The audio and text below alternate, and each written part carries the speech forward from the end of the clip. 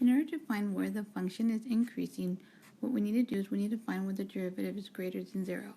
So the first thing we're going to do is we're going to find the derivative and find the critical points.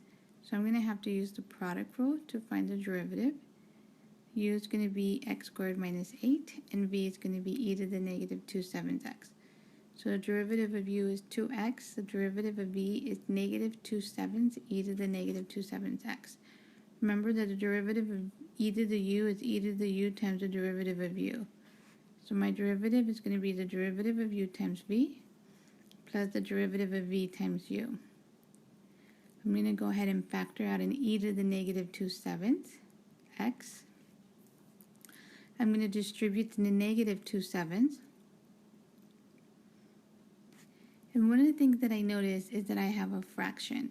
I can factor this with a fraction. But what I'm going to do is I'm going to factor out a negative 1/7.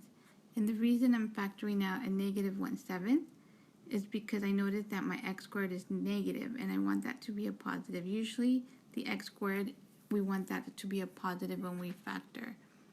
So if we factor out a negative 1/7, I'm left with negative 14x plus 2x squared minus 16. I'm going to go ahead and rewrite this in standard form. And I notice that I can factor out a 2 as well. So I'm going to go ahead and do that.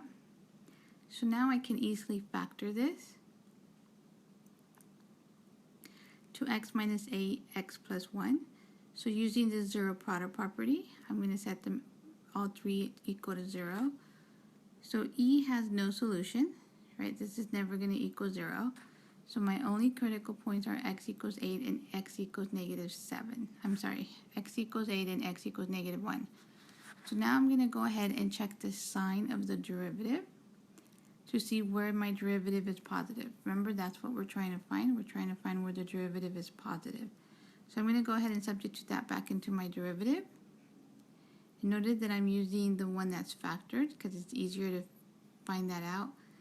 This value is always going to be negative because it's negative 2 sevenths. So I'm going to go ahead and substitute a negative 2. So that's where I got this negative. Negative 2 minus 8 is a negative. Negative 2 plus 8 is also a negative. So 3 negatives multiplied to each other gives me a negative.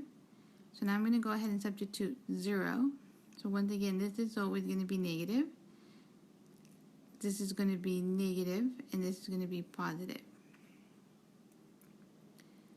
So now if I substitute 9, I'm going to have a negative, a positive, and a positive.